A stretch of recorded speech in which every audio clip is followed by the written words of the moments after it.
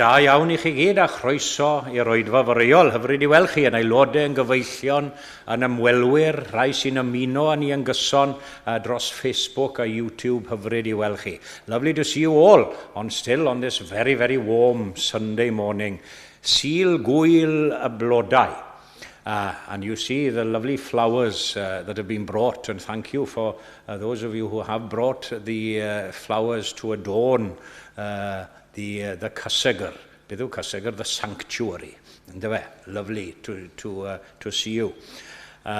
Welcome, as I say, there are visitors this morning o mor bell a Chwm Tawe a Hong Kong. Mor bell a ni, hyfryd I weld chi, bob un ohonoch chi. Ac fe un o ni nawr I gannu yr emyn agoriadol, 208, 208 geiriau elfed, yr arglwydd a feddwl amdanaf, a dyna fy nefoedd am byth yng nghysgod yr orsedd gydarnaf, mae'n ddigon i'r gwanaf gael nith, cyn dio o'r cwmwl tymheslog, a'i adain sy'n cuddio fy mhen, cafnoddfa neu fynwes drigarog, pan siglo colofnau yn en, a geiriau hyfryd na'r ail bennill, os diw sydd ar fenaid ei eisiau, mae eisiau fenaid ar ddiw, o gariad heb ddiwedd, na dechrau, ar gariad mor ryfedd, rwy'n byw. 208. Amen.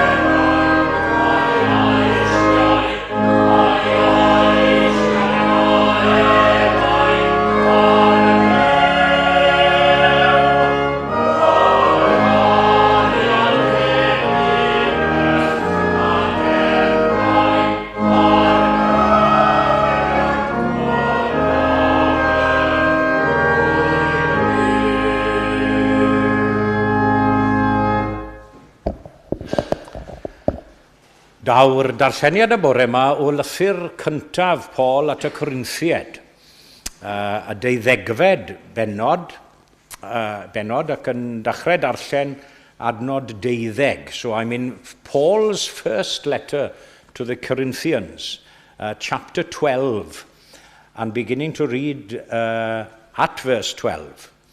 And if you wish to follow in the English Bibles, in your pews, I'm on page 1168, 1168, in the English Bibles, in your pews, ac eto, os ych chi am ddilyn yn y Gymraeg, dwi'n dweud yn aml, mae'n helpu I ddilyn y geiriau yn aml yn y Gymraeg. Dwi ar dudalen 190, 190. Llawer o aelodau mewn un corff. Dechrau darllen gyda adnod 12. Oherwydd fel y mae'r corff yn un a chanddo lawer o aelodau a'r rheini oll ei bod yn llawer yn un corff, fel hyn am ei Crist hefyd. Oherwydd mewn un ysbryd y cawsom I gyd ein bedyddio I un corff, boed yn Iddewon neu'n Roegiaid, yn geithweision neu yn rhyddion, a rhoddwyd I bawb ohonom un ysbryd i'w yfed. Oherwydd nid un aelod yw'r corff, ond llawer. Os dywyd y troed gan nad wyf yn llaw, nid wyf yn rhan o'r corff, nid yw am hynny heb fod yn rhan o'r corff. Ac os dywyd y glist gan nad wyf yn llygad, nid wyf yn rhan o'r corff, nid yw am hynny heb fod yn rhan o'r corff. Petai'r holl gorff yn llygad, lle byddai'r cliw? Petai'r cwbl yn gliw, lle byddai'r arogli? Ond fel y mai gosododd Duw yr aelodau bob un ohonynt yn y corff fel y gwelodd ef yn dda. Pe baint I gyd yn un aelod, lle byddai'r corff? Ond fel y mai llawer yw'r aelodau, ond un yw'r corff. Ni all y llygad dweud wrth y llaw, nid oes arnaf dangen di, na'r pen chwaith wrth y traed, nid oes arnaf eich angen chwi. I'r gwrthwyneb yn hollol, a mae'r aelodau hynny o'r corff sy'n ymddangos yn wanaf yn angenrheidiol, a'r rhai sydd leiaf eu parch yn ein tŷ ni, yr ydym yn amgylchu'r rheini a pharch neilltuol.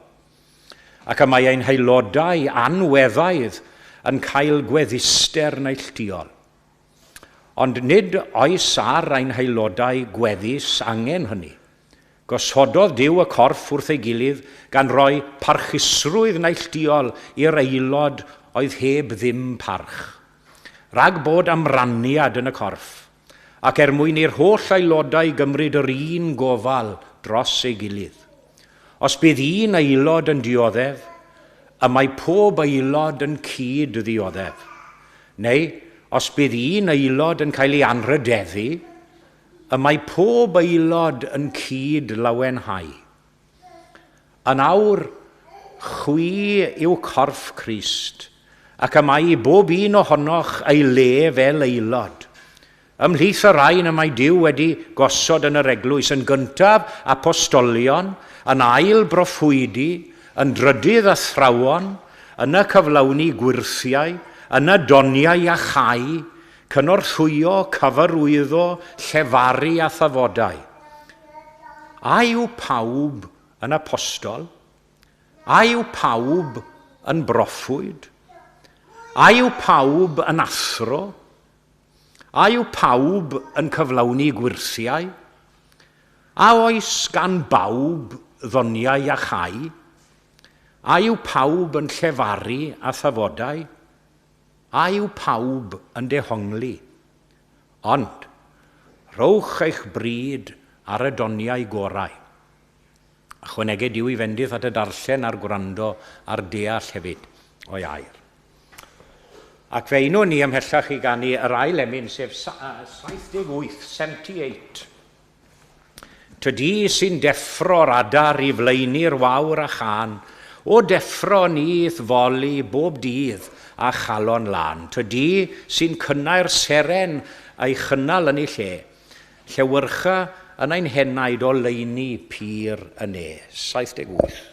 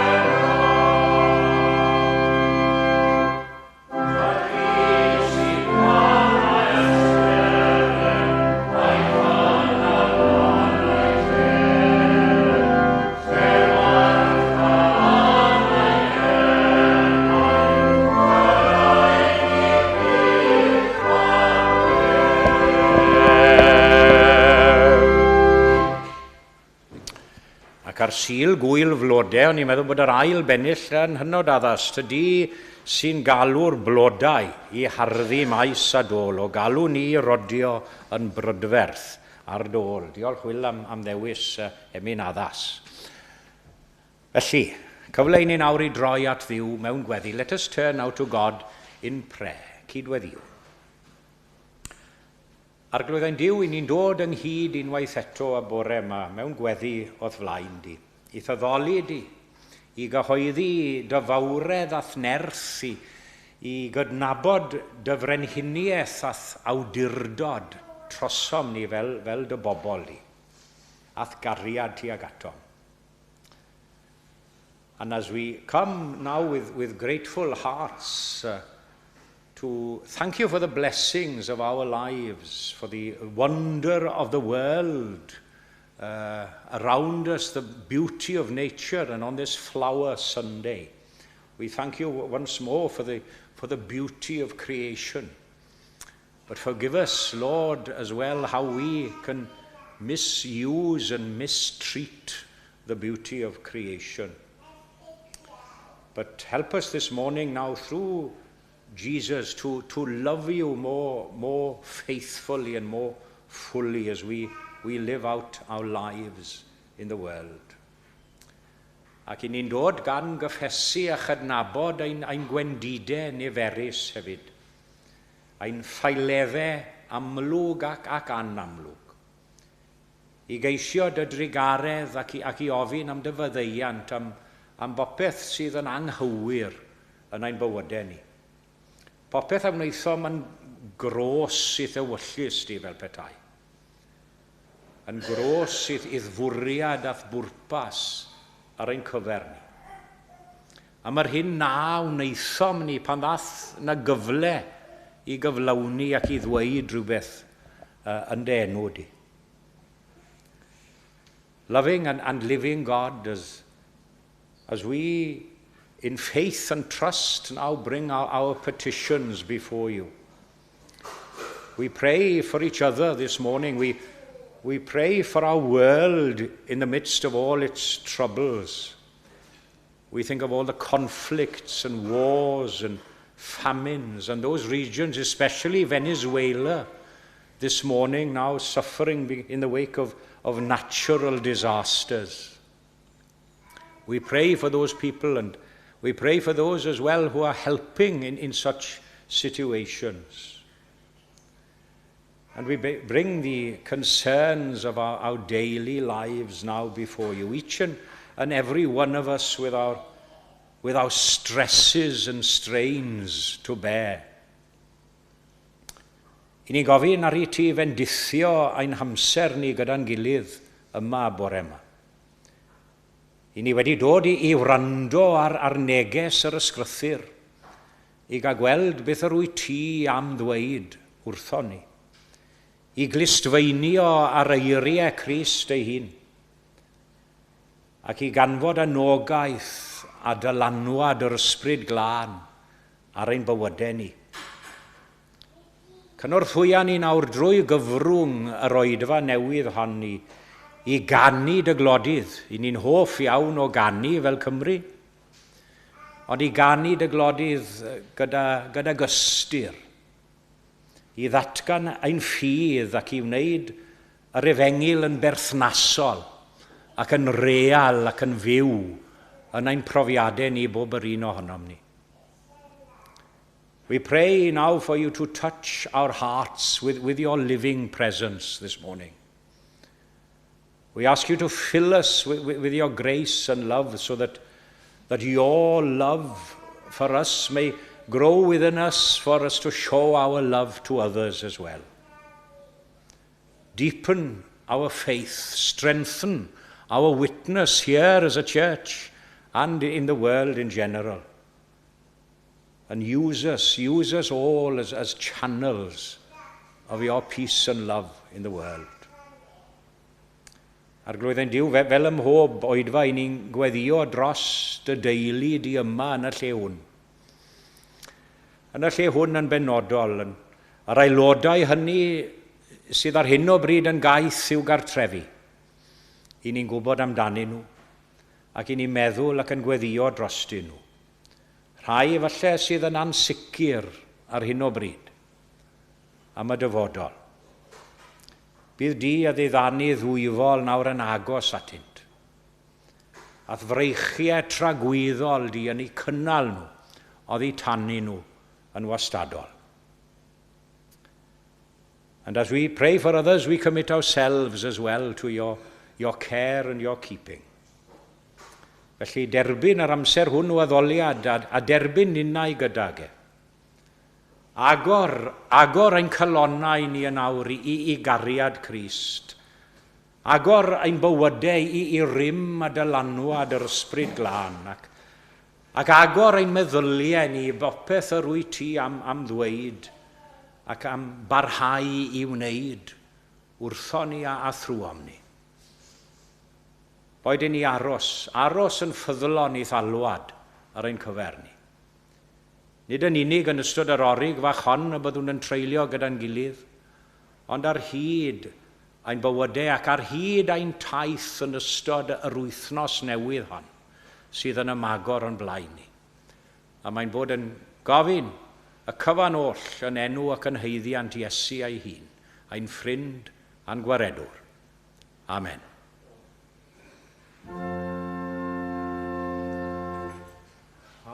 Tad ar hwn wyt anna nefoedd, sanctaidd ierna enw, deled air nas,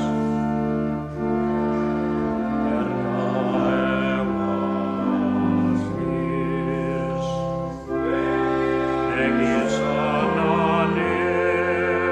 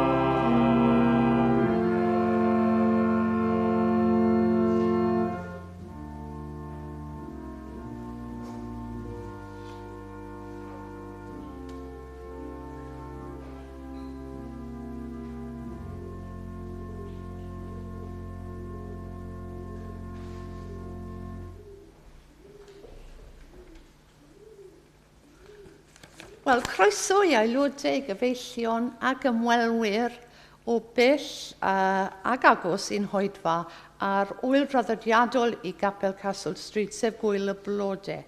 A warm welcome to members, friends and visitors to our service on Flower Festival Sunday, a celebration that's traditional for Castle Street members.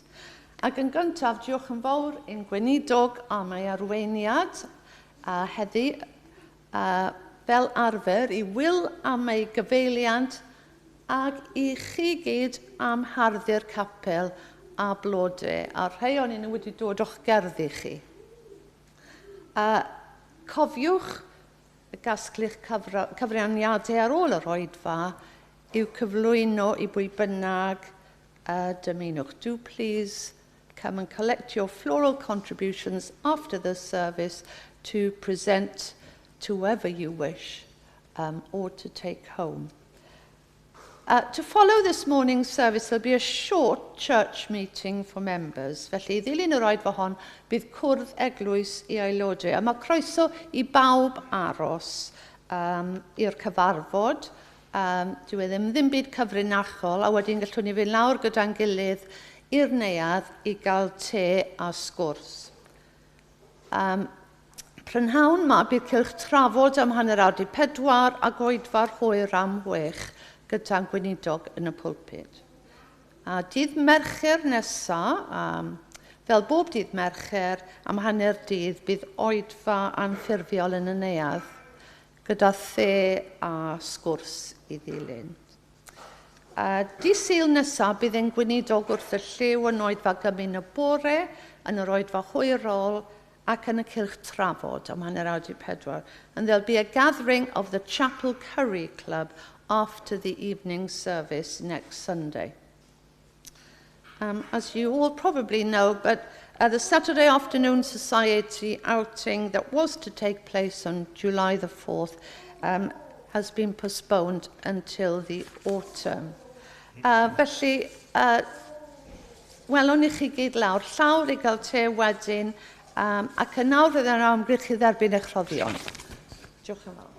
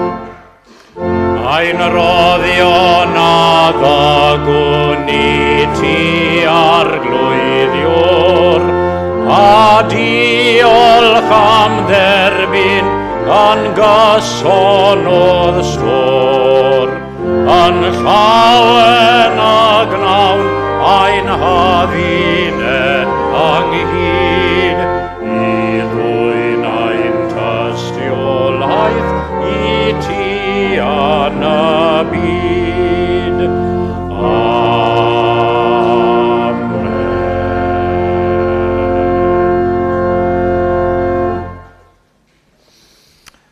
Diolch yn fawr iawn, and thanks to our collectors this morning. Now, I'm not saying anything against our usual collectors, But those must be two of the loveliest and prettiest collectors I've seen in a long while. Diolch yn fawr iawn, thank you. As I say, nothing against the looks of our usual collectors. Ond diolch yn fawr iawn. And i'r rhai craff ohonoch chi, ar sil y blodau, o'ch chi'n clywed seiniau'r organ yma, a blodau Gerard Rws. Ynddo fe, Meirion Williams, diolch yn fawr am warau a blodau Gerard Rws.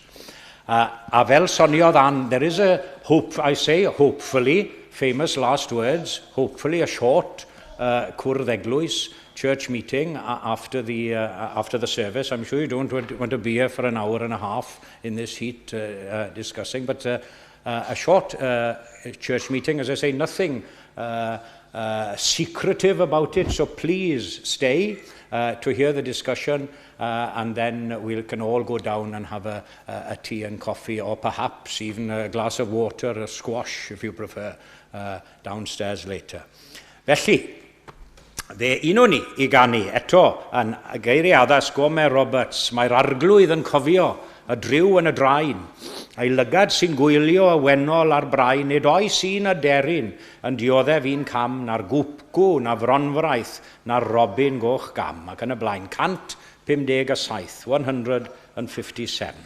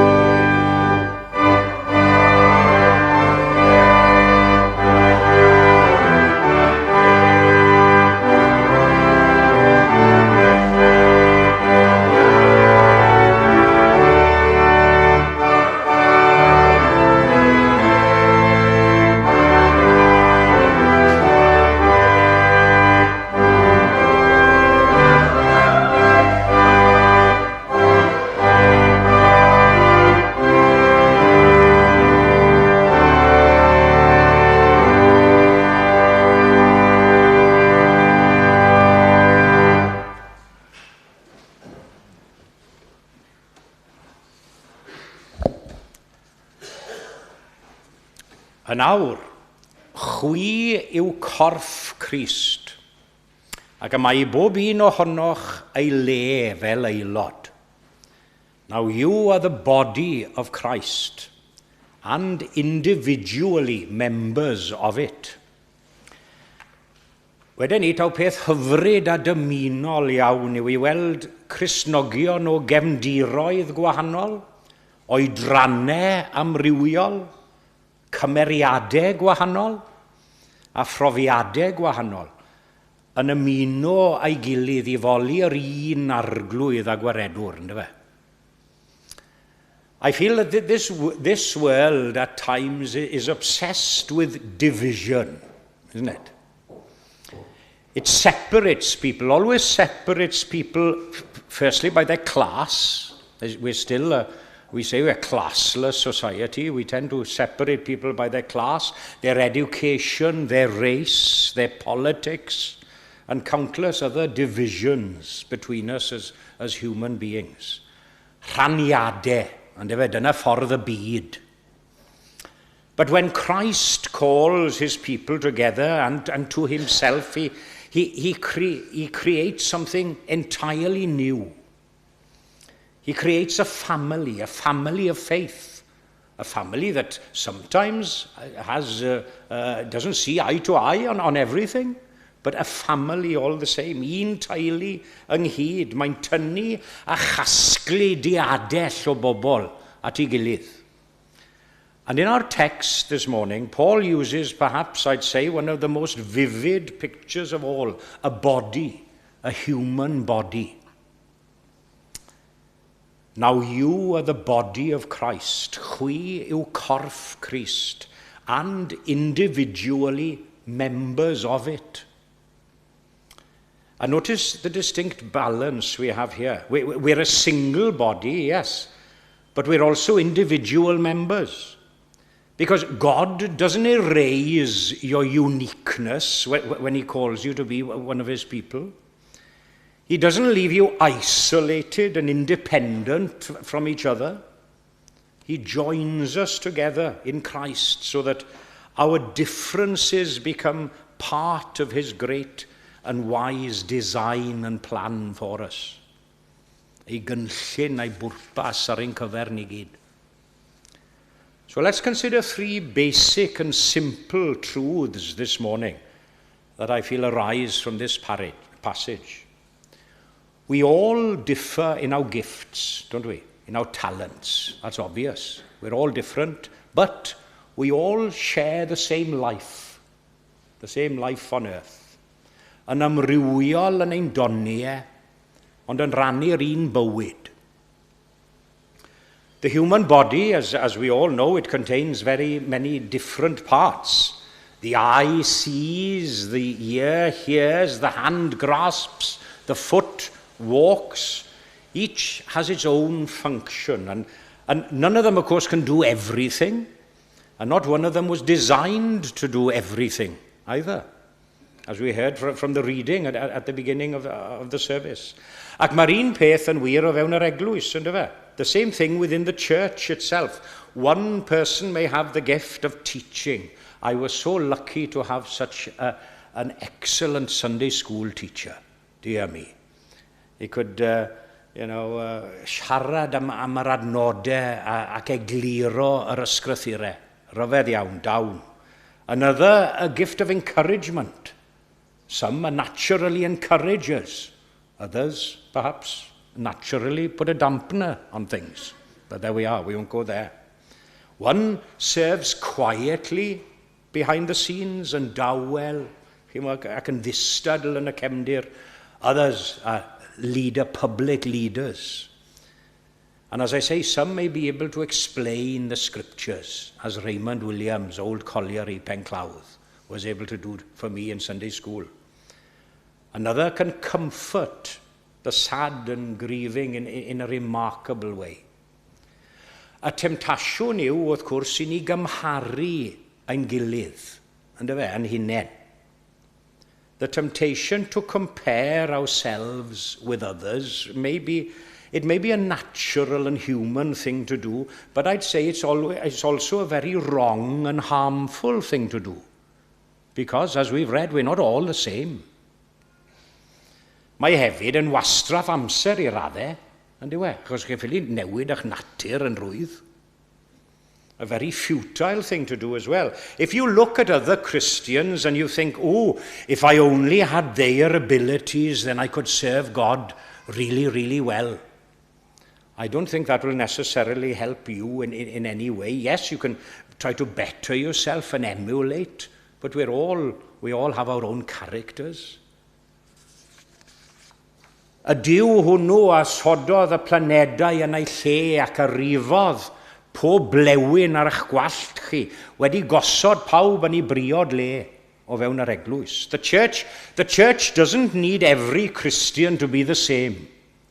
What would it be like then? If every member were a preacher, where would we be?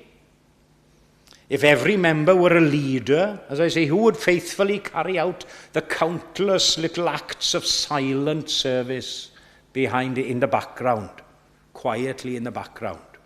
Felly, yn lle cenfi geni am ddoniau pobl eraill, byddwch yn ddiolchgar am yr hyn I chi'n gallu gwneud. Boed yn fach. Ac addoli Dduw lle chi'n ffindio'ch hunan, lle mae Duw wedi roi chi. A healthy church, I'd say a healthy church isn't one where everyone shines in the same way, but where every member contributes with whatever God has given them, big or small. Ac yna'n ail wedi nodi ein bod yn amrywio o fewn ein doniau, ni hefyd yn amrywio o fewn ein hamgylchiadau. Ond I ni gyd yn ffeindio'n hunain mewn amgylchiadau gwahanol, ond I ni gyd yn rannu yr un arglwydd. We all differ in our circumstances, but we all share the same Lord. That's my second point for you this morning. Not only do Christian believers they differ in gifts, but they differ in their circumstances as well. We all find ourselves in differing circumstances. Some are young, some are, now I won't say old, I say more mature. I won't upset anyone then. I say some are young, some are more mature than others. Yeah? Some are relatively wealthy. Some find themselves in financial difficulties. Some enjoy good health, while others, I know looking around this congregation and I know of your family circumstances, some carry the heavy burdens of illness. Some live and work and have worked in positions of great influence in worldly terms, while others, as I say, work quietly and unnoticed, as I mentioned earlier. A chi mod hyd yn oed o fewn y Cristnogion cynnar ar Eglwys Fore, roedd y gwahaniaethau yma'n amlwg iawn. What Paul in the early church, he had to address both rich merchants and servants, soldiers, widows, laborers, and he reminded them constantly, every one of them, each and every one of them, that they belonged to Christ, in whichever circumstances they found themselves. The world, of course, teaches people to measure themselves by status. That's the worldly thing. Christ teaches us to measure ourselves by grace and love and forgiveness. Ac wrth droed y groes, ynddo fe, wrth droed y groes yn unig, mae pob gwahaniaeth bydol, daiarol, yn colli rym ei ddylanwad, wrth groes Calfaria. At the foot of the cross, the successful executive in the city and the factory worker stand exactly on the same ground, on the same level. The university professor and the cleaner come to the same Saviour. The retired pensioner and the ambitious young professional all drink from the same cup. The great leveler os buodd na un eriod yw croes Calfaria. Ie wir, mae ein hamgylchiadau ni gyd yn wahanol, yn amrywio'n fawr. Ond am ein harglwydd ni, yr un yw hwnnw i bawb, a bob amser. Fel o'n i sôn wrthnos ddiwetha Iesu Grist, yr un ddoi, heddiw ac yn dragywydd.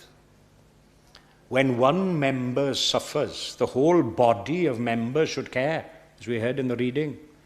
When one member rejoices, the whole body should celebrate. Because the church isn't a collection of isolated individuals happening to attend the same service on a Sunday morning or Sunday evening. It's a living body joined together by the life and death and resurrection of Jesus Christ. Ac yna'n olaf, ni'n amrywio o fewn ein gwaith a'n gwasanaeth, ond yn rannu'r un bwrpas, yr un pwrpas.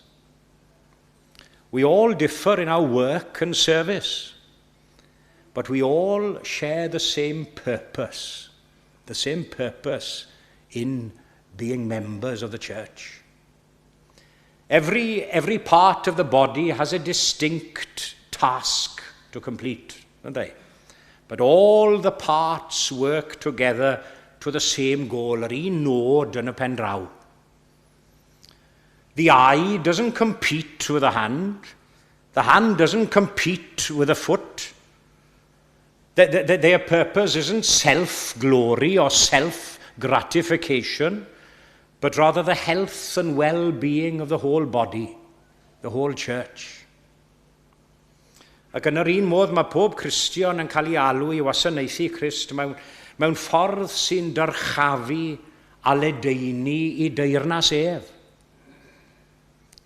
Some are called, as I say, to visible ministries. Their work is noticed and hopefully appreciated. Some people think that it's not always appreciated, but that's not the reason to do it, to be appreciated. Others serve in ways that few people ever see or know about. Ond mae'r arglwydd yn ei gweld, mae'r arglwydd yn sylweddoli. Do you know, I often think that we overestimate the importance of public service. Not knocking it, it is important, obviously. But we overestimate the importance of public service and underestimate the value of hidden, subtle, quiet faithfulness. But remember, God doesn't judge as people judge each other, thank goodness, because we're quite happy and quick to judge others, aren't we? Chi'n cofio dwy hatling a weddw fach dlawd? Yeah, the widow's mite. Such a small offering, but it was so precious to Jesus. He knew how much she had. The cup of cold water given in his name, that was remembered by Jesus. The church doesn't only advance through prominent leaders. Yes, it has them, and thank the Lord for them. It has to have them. But not only prominent leaders, but through ordinary believers who love and serve Christ where he's placed them. Yn y man lle ma nhw. Yna'r peth. Yn yr amgylchiadau ma nhw ffindio hunain. The question isn't whether your role is impressive. The question is whether you're faithfully fulfilling the role God has given you and that you find yourself in. Ac wrth derfynu, in conclusion, it's helpful to remember another statement Paul makes earlier in this same letter. In 1 Corinthians chapter 7, verse 20, he writes this: each one should remain in the condition in which he was called. Aros yn y cyflwr yr oedd ynddo pan gafodd ei alw. Now, this doesn't mean, I don't think at all, it doesn't mean that Christians remain spiritually stagnant. No, of course not. Yn yr un man o hyd. No, God calls every believer, of course, to grow in grace and to deepen in faith and to mature in holiness and become increasingly like Christ o na bawn yn fwy tebyg I Iesu Grist yn byw. Dyw e ddim yn feddwl chwaith nad yw Dyw yn gallu arall gyfeirio pobl I lwybr arall. Mae'n gwneud hynny'n aml, yn dyw e? Arall gyfeirio pobl. But Paul's point, I believe, is this. Is that serving God isn't confined to a particular profession or position. Because, you know, many very sincere believers have fallen into the mistaken idea and trap that the highest form of service is always to be found in public ministry. But I'd say that God is glorified in far more numerous places than just in pulpits. He's glorified in offices. He's glorified in classrooms, in hospitals, in factories, in hospices. He's glorified in the midst of the aid workers in Venezuela this morning. Wherever we see his work being carried out, mae Dyw wedi ein gosod ni mewn lleoedd ac amgylchiadau amrywiol iawn, ond dyw e? A defnyddiol iawn. Dim ond I ni edrych arno fe fel na. The question isn't so much how can I become someone else, but rather how can I glorify Christ where he's placed me? Yn y man lle rydwyf. Because we're not isolated believers pursuing private and privileged callings. We are the body of Christ and individually members of it. Gadewch I ni lawenhau felly yn ein hamrywiaeth ni I gyd. May we rejoice in our differences, honor each other's gifts and faithfully serve the Lord together until that day when the whole body is gathered together in perfect unity before him.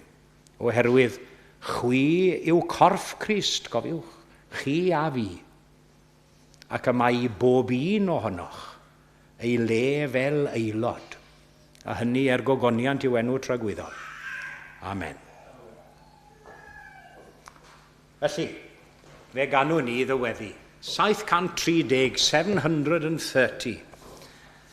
Williams, Pontecelyn, tyred Iesu i'r anialwch at bechadu'r gwael a'i lun, ganwaith ddrysodd mewn rhyw rwydau weithiodd ef ei hun, llosg fi eri sydd o'm cwmpas, dod fi sefyll ar fy nrhaed, moes dy law ac arwain drosodd fenaid gwan I dir a'i wlad.